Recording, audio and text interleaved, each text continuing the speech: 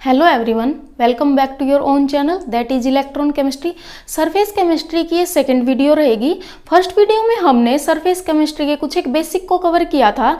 एक बार उसको रिवीजन कर लेते हैं। देखिए, सरफेस केमिस्ट्री के बेसिक में हमने क्या पढ़ा था भी दो टर्म होती है, एक होता है सोल्यूट और एक होता है सोलवेंट। सोल्यूट क्या था, जो लेसर अमाउंट में होता है, और सोलवेंट क्या था, जो हायर अमाउंट में होता है। ठीक है, सोल्यूट और सोलवेंट के बारे में एक ट्रिक भी मैंने बताई थी भी सोल्यूट में 6 अल्फाबेट हैं और सोलवेंट में 7। तो जिसमें कम अल्फाबेट है, जैसे सोल्यूट में 6 हैं, तो वो क्या हो गया, कम अमाउंट में, और सोलवेंट जिसमें ज्यादा अल्फाबेट है वो क्या हो गया, हायर अमाउंट में। सोल्यूट और सोलवेंट को मिक्स करके एक सॉल्यूशन तैयार किया था। ठीक है, सॉल्यूशन के फर्दर 2 टाइप्स थे, एक था होमोजीनियस और एक था हेट्रोजीनियस।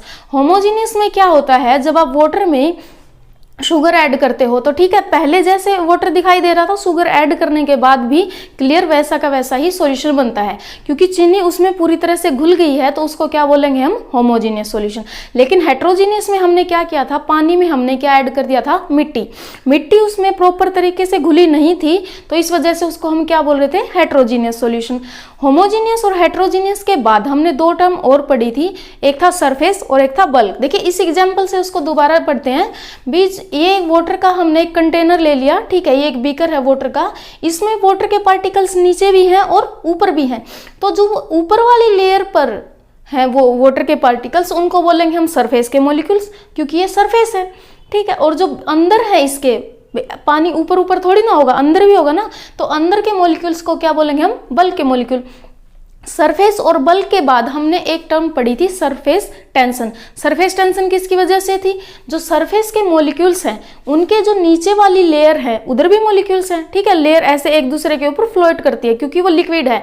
लिक्विड में क्या होता है, दोनों के बीच में फोर्स ऑफ अट्रैक्शन कम होता है, किसके कंपैरिजन में, सॉलिड के। लेकिन गैसियस से क्या होता है, ज्यादा होता है, इसीलिए लिक्विड क्या करता है, लिक्विड की लेयर एक दूसरे के ऊपर फ्लोट करती है। और हम भी लिक्विड में से अपने हाथ को ऐसे आर पार कर सकते हैं ना, इसी वजह से। ठीक है, तो ये जो नीचे की लेयर के जो मॉलिक्यूल्स होंगे वो क्या करते हैं, सरफेस वाले मॉलिक्यूल्स को नीचे क्या करेंगे, अट्रैक्ट करेंगे। जो नीचे अट्रैक्ट करेंगे तो जो ये सीधी लेयर बननी चाहिए थी वो कैसे हो जाएगी, थोड़ी कर्व में बन जाएगी। ठीक है, इसी कर्व को क्या बोलते हैं इंग्लिश में, टेंशन क्रिएट होना, इसी को बोलते हैं हम सरफेस टेंशन। भी सरफेस पे एक टेंशन क्रिएट हो रही है, उसको क्या बोल रहे हैं हम, सरफेस टेंशन। देखिए, सरफेस टेंशन के बाद हमने नेक्स्ट क्या पढ़ा था, एब्जॉर्प्शन और एडजॉर्प्शन। क्या पढ़ा था, एब्जॉर्प्शन और एडजॉर्प्शन। एडजॉर्प्शन क्या था, जो सरफेस पे आके मॉलिक्यूल्स अट्रैक्ट हो रहे थे, सरफेस को क्या बोल रहे थे, एडजॉर्बेंट। और सरफेस पर आकर जो स्पीसीज चिपक रही थी, चाहे वो गैसियस हो, चाहे वो लिक्विड हो, चाहे वो सॉलिड हो, उसको क्या बोल रहे थे हम, एडजॉर्बेट। स्पीसीज जो आके चिपकी है उसको एडजॉर्बेट, और जो जिस सरफेस पे चिपकी है उस सरफेस को क्या बोलेंगे, एडजॉर्बेंट। उसी तरह से एब्जॉर्ब था, एब्जॉर्ब क्या था, बल्क में जब स्पीसीज जो चिपक रही है, एब्जॉर्बेट जो चिपक रहे हैं वो कहाँ जाएंगे, बल्क में जाएंगे, उसको क्या बोल रहे थे हम, एब्जॉर्प्शन। अब देखिए, एडजॉर्प्शन और एब्जॉर्प्शन के बाद अब हमने सरफेस केमिस्ट्री में डिटेल में किसको पढ़ना है, एडजॉर्प्शन को। तो भाई एडजॉर्प्शन तो समझ में आ गया, भाई ये सरफेस है जैसे, ठीक है, बोर्ड की, आप इस पर मार्कर से ऐसे लिख रहे हो, ठीक है, ये क्या हो गया, जो मार्कर से लिख रहे हो वो क्या हो गया, एडजॉर्बेट, और जिस पर लिख रहे हो, ठीक है, वो क्या हो गया, एडजॉर्बेंट। सरफेस एडजॉर्बेंट हो गई। भाई इसके पीछे रीजन क्या है, भी एडजॉर्प्शन हो रहा है उसके पीछे रीजन क्या है, तो ये क्वेश्चन पूछ सकते हैं आपसे कि भी रीजन क्या होता है एडजॉर्प्शन होने का। तो इस मॉलिक्यूल से, सरफेस टेंशन से ही हम इसको समझेंगे। जो इसके पीछे रीजन होता है ना, वो कौन सा होता है, सरफेस टेंशन का। देखिए, जैसे ये बल्क का मॉलिक्यूल है और हमने एक कंसीडर किया सरफेस के मॉलिक्यूल को, आप इसको भी कर सकते हैं, इसको भी, कोई भी आप अपनी मर्जी से ले सकते हैं। देखिए, जो बल्क का मॉलिक्यूल है, इधर एक मॉलिक्यूल ने इसको अट्रैक्ट किया हुआ है, इधर एक मॉलिक्यूल ने अट्रैक्ट किया हुआ है, नीचे से भी और ऊपर से भी। तो जैसे इस मॉलिक्यूल को, बल्क वाले मॉलिक्यूल को, एक इस मॉलिक्यूल ने, एक इसने और एक इसने, चारों तरफ से इक्वल क्या हुआ है, खींचा हुआ है, अपनी तरफ बांधा हुआ है। तो ये क्या कर रहा है, ये बैलेंस फोर्स को फील करेगा। भाई देखो, जैसे एक बॉल ले ली हमने, ठीक है, गेंद ले ली हमने, क्या करेंगे, उस गेंद को हम इधर कमरे में एक इधर से बांध देंगे रस्सी से, एक इधर से, एक ऊपर से और एक नीचे से। चारों तरफ से अगर इक्वली फोर्स से बांधेंगे तो क्या वो बॉल वो कहीं पे मूव करेगी? कहीं नहीं करेगी, वो यहीं पर रहेगी। तो उसको चारों तरफ से अगर एक जैसा ही फोर्स फील हो रहा है तो वो कहीं नहीं जाएगी। इसी तरह से ये मॉलिक्यूल क्या हो जाएगा, यहाँ पर स्टेबल हो जाएगा। ठीक है, स्टेबल होने की वजह से और बैलेंस फोर्स लगने की वजह से इसकी क्या होती है, एनर्जी कम होती है। इसलिए हम इस मॉलिक्यूल को क्या बोलते हैं, लेस एनर्जेटिक। ठीक है, इस मॉलिक्यूल को हम क्या बोलेंगे, लेस एनर्जेटिक। अब हम इसकी कंपैरिजन अगर सरफेस वाले मॉलिक्यूल से करेंगे, भी सरफेस का मॉलिक्यूल क्या है, ये एक तो इसको इधर वाला मॉलिक्यूल अट्रैक्ट कर रहा है, एक इधर वाला, और एक इसके जो नीचे की जो लेयर है वाटर की उसका मॉलिक्यूल इसको अट्रैक्ट कर रहा है। तो इसके कंपैरिजन में सिर्फ इसको 3 मॉलिक्यूल अट्रैक्ट कर रहे हैं। ठीक है, 3 मॉलिक्यूल अट्रैक्ट कर रहे हैं, तो जैसे इस पे बैलेंस फोर्स लगा था, क्या इस पे लगेगा? नहीं लगेगा। अब अगर आप सोचो, बॉल जो हमने यहाँ कंसीडर की थी उसको इधर से बांध दिया, इधर से बांध दिया और इधर से भी बांध दिया, तो क्या ऊपर से नहीं बांधा तो क्या वो इसके जैसे बैलेंस रहेगी, स्टेबल रहेगी? नहीं रहेगी। ठीक है, तो ये अनबैलेंस फोर्स फील करेगा, सरफेस वाला मॉलिक्यूल अनबैलेंस फोर्स को फील करेगा। उसकी वजह से ये इसकी कंपैरिजन में, बल्क वाले की कंपैरिजन में क्या होएगा, लेस स्टेबल होएगा। लेस स्टेबल होएगा तो इसके पास इससे ज्यादा एनर्जी होती है। तो सरफेस वाला मॉलिक्यूल क्या कहलाता है, हाईली एनर्जेटिक। इसकी, क्योंकि इसको तो चारों तरफ से बांध रखा है, ये बिल्कुल रेस्ट में है। ठीक है, तो इसके पास क्या है, एनर्जी नहीं है, लेकिन इसके पास इससे ज्यादा एनर्जी है, तो ये क्या कहलाएगा, हाईली एनर्जेटिक। अब देखो क्या होएगा, सरफेस को हम क्या कंसीडर कर रहे हैं, एडजोर्बेंट। ठीक है, साथ ही साथ आप इन टर्म्स को याद करते रहिए। सरफेस को क्या कंसीडर कर रहे हैं, एडजोर्बेंट। जो आने वाली स्पीसीज है, ठीक है, उसको क्या बोल रहे हैं हम, एडजोर्बेट। ये सरफेस है और हमने क्या करवाना है, एडजॉर्प्शन। ठीक है, तो जो ये क्या हो सकता है, गैसियस के मॉलिक्यूल्स भी हो सकता है, लिक्विड भी हो सकता है, या फिर पाउडर फॉर्म में कोई सॉलिड भी हो सकता है। इस सरफेस के ऊपर हमने इनको क्या करवाना है, एडजॉर्ब करवाना है। तो जब ये मॉलिक्यूल्स यहाँ पर आएंगे सरफेस के पास, तो ये वाले मॉलिक्यूल, क्योंकि ये हाईली एनर्जेटिक है, इन मॉलिक्यूल्स को अपनी तरफ क्या करेगा, अट्रैक्ट करेगा। ठीक है, इन मॉलिक्यूल्स को अपनी तरफ क्या करेगा, अट्रैक्ट करेगा, फोर्स ऑफ अट्रैक्शन लगाएगा।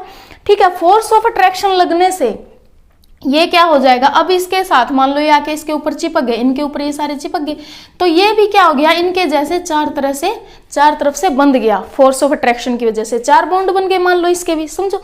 ठीक है, तो जब इसने इस ऊपर वाले जो एडजॉर्बेट जो आने वाला था, ठीक है, जो एडजॉर्बेट के पार्टिकल्स आने वाले थे उनको अट्रैक्ट किया, तो फोर्स ऑफ अट्रैक्शन इनके बीच में लगा। ठीक है, फोर्स ऑफ अट्रैक्शन की वजह से इनके बीच में क्या हुआ, बॉन्ड क्रिएट हो गया। ठीक है, तो दोनों आपस में क्या बनाएंगे, बॉन्ड बनाएंगे। आपको पता है केमिस्ट्री में जब भी बॉन्ड की फॉर्मेशन होती है, नए बॉन्ड की जब फॉर्मेशन होती है, तो वहां पर क्या होता है, एनर्जी रिलीज होती है, इवॉल्व होती है, इवॉल्व कह सकते हैं, या फिर एनर्जी रिलीज बोल सकते हैं।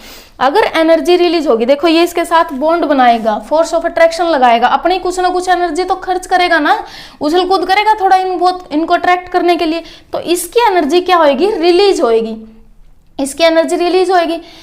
अब क्या हो जाएगा, क्योंकि ये 3 से तो बंधा हुआ था, ऊपर वाले से और अट्रैक्ट कर लेगा, ये सरफेस पे चिपक जाएंगे आके। अब देखो सरफेस पे किसी मॉलिक्यूल्स का आकर चिपकना ही तो क्या कहलाता, एडजॉर्प्शन। ठीक है, तो एडजॉर्प्शन के पीछे रीजन क्या कहलाता है, सरफेस टेंशन। सरफेस टेंशन की वजह से ही क्या होता है, एडजॉर्प्शन होता है। अब देखिए, जो इस मॉलिक्यूल ने, सरफेस वाले मॉलिक्यूल्स ने ये जो ऊपर के जो आने वाले थे, चिपकने वाले मॉलिक्यूल्स थे, इनको अट्रैक्ट किया और एनर्जी को रिलीज किया, तो इस टर्म को हम क्या बोलते हैं, एक्सोथर्मिक। एक होता है एंडोथर्मिक, एक होता है एक्सोथर्मिक। एक्सोथर्मिक कौन सी होती है, जिसमें एनर्जी या फिर हीट का क्या होता है, रिलीज होता है। और एंडोथर्मिक किस क्या होता है, जो हीट को गेन करता है, मतलब जिस प्रोसेस को करने के लिए हमें हीट देनी पड़ती है वो होता है एंडोथर्मिक, और जिस प्रोसेस के होने से हीट रिलीज होती है वो क्या होता है, एक्सोथर्मिक। अब इसमें अगर कोई कंफ्यूजन है तो इसके साथ एक ट्रिक यूज कर सकते हो आप। जैसे देखिए, एक्सोथर्मिक है, एक्सो है ना, ये कैसे बोल रहे हो, एक्सोथर्मिक, जो आ रहा है ना इसके साथ, तो जो से क्या हो गया, जाओ, क्या बन गया, जो से जाओ। ये मेरी खुद की ट्रिक्स हैं, ठीक है, आप भी अगर आपको यूजफुल लगे तो आप इनको कैरी कर सकते हो। फिर देखो, एक्सोथर्मिक, जो मीन्स जाओ, जो से जाओ। भाई ये क्या कर रहा है, मेरे को हीट की आवश्यकता नहीं है, जरूरत नहीं है, तो क्या आप यहाँ से हीट जाओ जाओ, तो क्या कर रहा है वो रिलीज कर रहा है। एक होता है एंडोथर्मिक। एंडो में क्या है, दो। देखो यहाँ वर्ड, ये जो केमिस्ट्री में बहुत सारी ऐसी टर्म्स होती है जिनमें खुद से ही वर्ड से ही पता चल जाता है। जैसे इसमें क्या है, ये ट्रिक बना सकते हो आप ही, एंडो दो, ठीक है। भाई इसको नीड है, मेरे को कैरी करनी है, क्या मेरे को रिएक्शन को प्रोसीड करना है, तो मुझे एनर्जी की जरूरत है, मुझे एनर्जी दो। ये तो क्या कर रहा है, मांग रहा है, मतलब गेन कर रहा है। लेकिन ये क्या कर रहा है, रिलीज कर रहा है। भाई मुझे एनर्जी की आवश्यकता नहीं है, मेरी जो है रिएक्शन वो हो गई है, अब एनर्जी की रिलीज कर देता है, ठीक है। तो इस टर्म से आप याद रख लेना भी, जो मीन्स जाओ। एक्सो में क्या होता है, एनर्जी रिलीज होता है, और एंडो में क्या करता है, ये एनर्जी को गेन करता है। अब देखिए रीजन समझ में आ गया। क्या कर रहे थे, सरफेस के मॉलिक्यूल्स क्या कर रहे थे, उनको अट्रैक्ट कर रहे थे, तो वो आके चिपक गए। और सरफेस पे अगर कुछ चीज चिपकी है आके, तो उसको ही क्या बोल रहे थे हम, एडजॉर्प्शन। तो इसके पीछे रीजन क्या है, सरफेस टेंशन। अब देखिए उसके बाद सेकंड हमें पढ़ना है जो एडजॉर्प्शन होता है। भी ये जो मॉलिक्यूल्स आके चिपके हैं, ये टू टाइप्स में चिपक सकते हैं। कैसे, एक तो होगा पॉजिटिव एडजॉर्प्शन और एक होता है नेगेटिव एडजॉर्प्शन। पॉजिटिव और नेगेटिव कैसे, जैसे यहाँ तो हमने सिर्फ क्या कंसीडर किया था, भी कोई मॉलिक्यूल्स आके चिपक रहे हैं। अब मान लो हमने किसी सरफेस पे एडजॉर्बेट का क्या करवाना है, हमने एडजॉर्ब करवाना है। अब वो क्या हो सकता है, सॉल्यूशन भी हो सकता है। मान लीजिए कोई सरफेस है, ठीक है, आपने यहाँ पर क्या डाला, सॉल्यूशन डाला।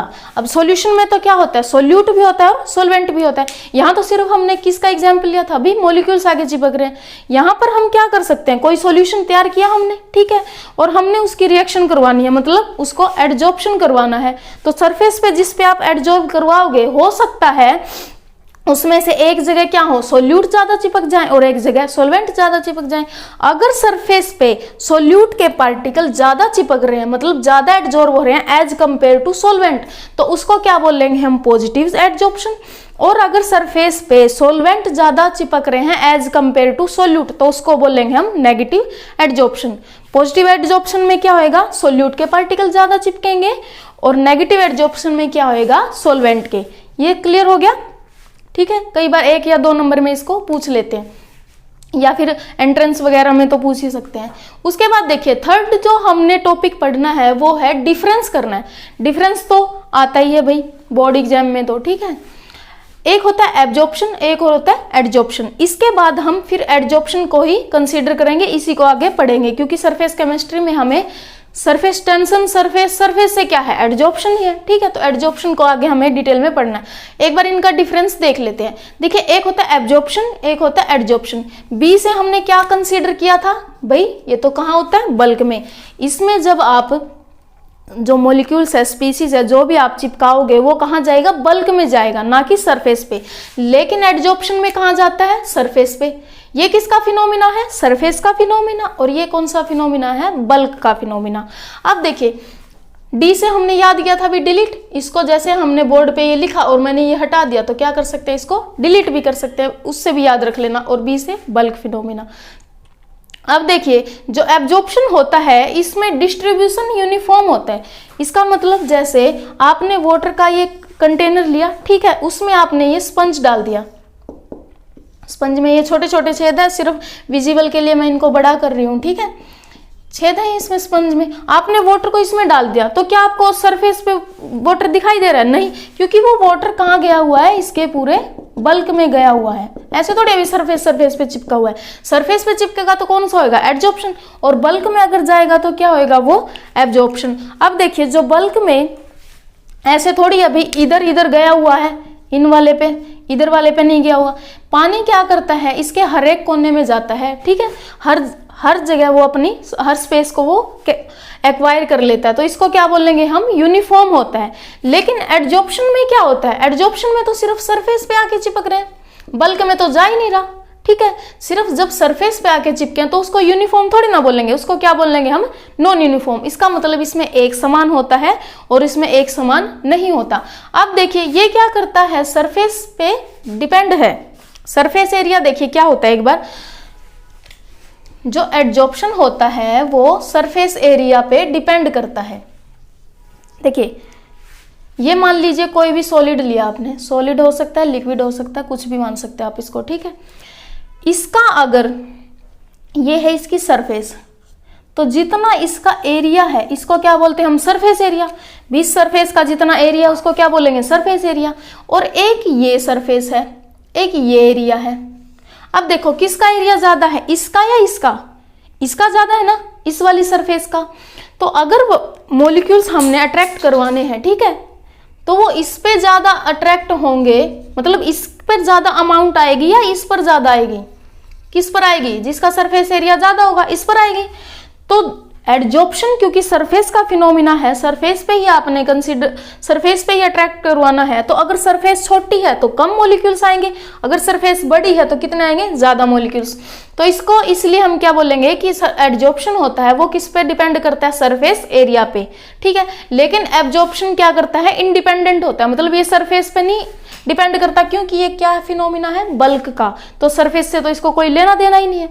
उसके बाद देखिए फिर हमने क्या पढ़ा था कि ये एक्सोथर्मिक होता है, यहाँ पढ़ा था ना हमने भी, जब ये मॉलिक्यूल्स अट्रैक्ट करेगा तो ये अपनी एनर्जी को रिलीज करेगा, रिलीज करने के बाद क्या होगा, यहाँ पर एनर्जी रिलीज हो रही है, तो इसको क्या बोले थे हम, एक्सोथर्मिक। ये रिएक्शन को क्या होगी, एक्सोथर्मिक। लेकिन ये ना तो एक्सोथर्मिक होती है और ना ही ये एंडोथर्मिक, नीदर एक्सोथर्मिक और नॉर एंडोथर्मिक। देखो जब आपने स्पंज हमने कंसीडर किया था, वाटर के अंदर आपने उसको डिप किया था, वाटर से बाहर निकाल दिया, बेशक से आप उसमें से पानी भी निचोड़ के बाहर निकाल सकते हो, तो क्या ऐसा थोड़ी होता है भी उसके साथ डालने से ही वाटर गर्म हो गया था, ऐसा नहीं होता। तो जो बल्क का फिनोमिना है, जो एब्जॉर्प्शन होता है, ना तो वो एंडोथर्मिक होती है और ना ही वो एक्सोथर्मिक होती है, लेकिन ये क्या होते हैं, एक्सोथर्मिक होते हैं। उसके बाद देखो रेट ऑफ एब्जॉर्प्शन, रेट, इसमें देखिए रेट ऑफ एब्जॉर्प्शन क्या होता है, यूनिफॉर्म होता है। यूनिफॉर्म का मतलब वही एक एग्जांपल से आप इसको पूरे के पूरे टॉपिक को पढ़ा सकते हो। जैसे क्या है, आपने फिर से वही लिया, स्पंज लिया, उसको वाटर में रखा, भी रेट ऑफ एब्जॉर्प्शन क्या है, किस रेट से एब्जॉर्ब हो रहा है, मतलब 1 मिनट में आप ऐसे सोच सकते हो भी क्या टाइम है, कितने टाइम में वो क्या हो रहा है, एब्जॉर्ब हो रहे हैं। अब जैसे आपने स्पंज रखा, सारे के सारे एक इक्वल से ही जाएंगे ना, यहाँ छेद है, यहाँ छेद है, यहाँ छेद है, ठीक है, तो सारे में वाटर के मॉलिक्यूल इक्वल ही जाएंगे। तो इसका रेट ऑफ एब्जॉर्प्शन क्या होता है, यूनिफॉर्म होता है, क्योंकि सारी जगह जाता है पानी, ये थोड़ी अभी आधे एरिया में गया और आधा ऐसे ही छोड़ दिया, तो इसका रेट क्या होगा, यूनिफॉर्म। बट इसका रेट क्या करता है एब्जॉर्प्शन का, पहले तो इंक्रीज करेगा, बाद में क्या हो जाएगा, डिक्रीज होना शुरू हो जाएगा, ठीक है। अब देखो ऐसा क्यों होता है, जैसे आपने देखा भी ये क्या होता है, जो एब्जॉर्प्शन है वो सरफेस का फिनोमिना है, सरफेस का फिनोमिना है। तो जैसे मॉलिक्यूल्स अट्रैक्ट होने थे, जिन जिनको जगह मिली वो फटाफट से आके क्या हो गए, अट्रैक्ट हो गए। एकदम से वाटर के मॉलिक्यूल, देखो सरफेस पे जाने में टाइम नहीं लगता ना, सरफेस पे आते ही फटाफट से वो बैठ गए मॉलिक्यूल्स जिनको जगह मिली। लेकिन जो कुछ एक मॉलिक्यूल बच गए वो क्या करेंगे, अब एडजस्ट होने की कोशिश करेंगे कहीं ना कहीं। तो जो रेट एकदम से इंक्रीज हुआ, वाटर के मॉलिक्यूल, मान लीजिए आपने यहाँ पर किसी स्पीसीज के मॉलिक्यूल आने थे, वो इधर अट्रैक्ट हो रहे हैं सरफेस पे, एकदम से रेट तो क्या हो गया, बढ़ गया। लेकिन बाद में क्या हो रहा है, वो कम हो रहा है, डिक्रीज हो रहा है। डिक्रीज क्यों हो रहा है, क्योंकि जो और मॉलिक्यूल्स जो बचे हुए थे उनको तो जगह ही नहीं मिल रही, एडजस्ट हो रहे हैं किसी के साथ, ठीक है।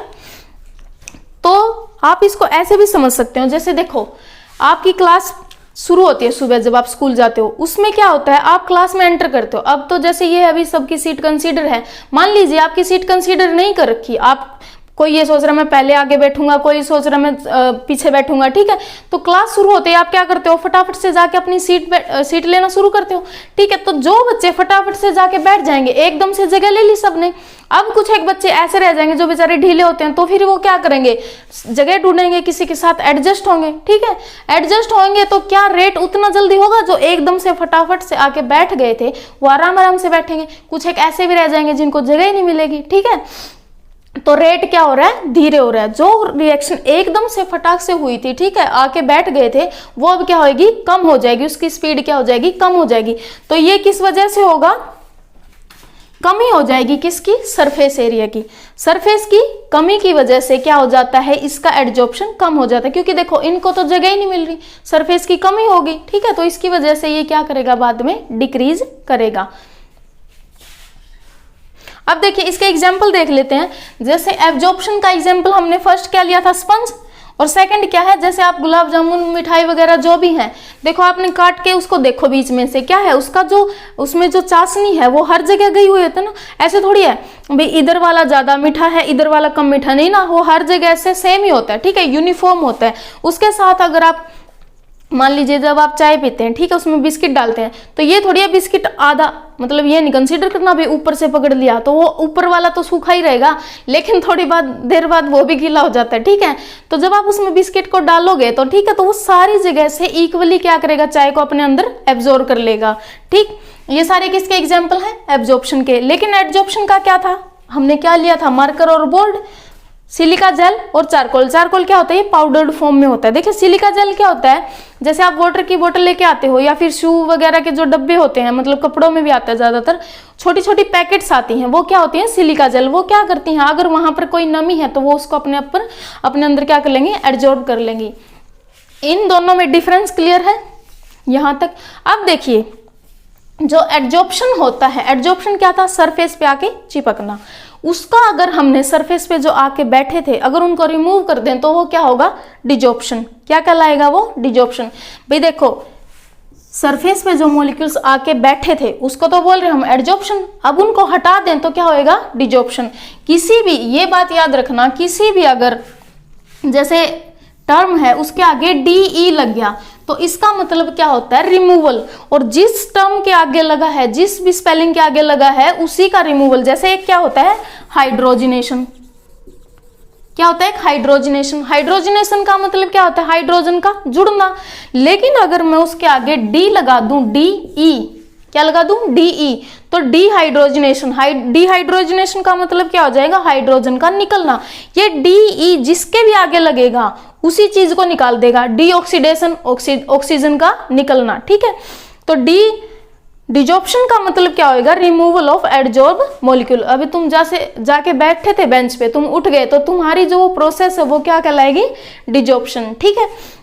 उसके बाद देखिए जो इसके बाद जैसे ये है, कोई एक ऐसी भी तो रिएक्शन प्रोसीजर हो सकती है जिसमें एडजॉर्प्शन और एब्जॉर्प्शन दोनों हो, भाई जिसमें सरफेस पे भी आके चिपके और मॉलिक्यूल में भी, मतलब पूरा का पूरा जो पोर्शन है वो मॉलिक्यूल्स कवर कर ले, तो उसको क्या बोलेंगे हम।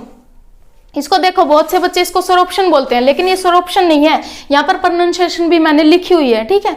क्या है ये, शोप्शन। जैसे आप ऐसे बोलते हो ना, एडजॉर्प्शन, एब्जॉर्प्शन, तो ये क्या है, शोप्शन। सोरोप्शन नहीं बोलना है, क्या बोलना है, शोप्शन। शोप्शन क्या होता है, जिसमें एब्जॉर्ब और एडजॉर्ब, मतलब सरफेस पे भी और बल्क पे भी पूरा का पूरा वो मॉलिक्यूल अपने एब्जॉर्ब हो जाएगा, एडजॉर्ब हो जाएगा, दोनों हो जाएंगे, तो उसको क्या बोलेंगे हम, सोरोप्शन। अब देखिए इसके बाद नेक्स्ट जो टॉपिक हम पढ़ेंगे वो क्या होएगा, जो एडजॉर्प्शन हो रही है उसको ही हम फर्दर कंसीडर करेंगे। भी एडजॉर्प्शन 2 टाइप से हो रही है। जो ये मॉलिक्यूल्स यहाँ आकर अट्रैक्ट हो रहे थे, इनके बीच में क्या बन रहा था, एक बॉन्ड बन रहा था। तो वो बॉन्ड क्या हो सकता है, वीक भी हो सकता है और स्ट्रॉन्ग भी हो सकता है। अगर वो वीक होगा तो वो कौन से कहलाएंगे, फिजिकल, और अगर वो स्ट्रॉन्ग होता वो कौन से कहलाएंगे, केमिकल। तो एडजॉर्प्शन फर्दर आप 2 टाइप्स के पढ़ोगे, एक तो फिजिकल एडजॉर्प्शन और सेकंड क्या है, केमिकल एडजॉर्प्शन। नेक्स्ट वीडियो में हम, क्योंकि इसके बाद नेक्स्ट वीडियो में हम पढ़ेंगे physical adsorption and chemical adsorption. यहां तक आप सब स्क्रीनशॉट लेना चाहे तो ले सकते हैं, वरना कोई जरूरत नहीं है, क्योंकि इसके एज इट इज नोट्स कहाँ मिलेंगे आपको, टेलीग्राम चैनल पे, उसका लिंक कमेंट बॉक्स में डाल दिया जाएगा। तो नेक्स्ट वीडियो से हम physical adsorption and chemical adsorption दोबारा कंटिन्यू करेंगे। तब तक के लिए thanks for watching. Please like, share and subscribe my channel. Thank you.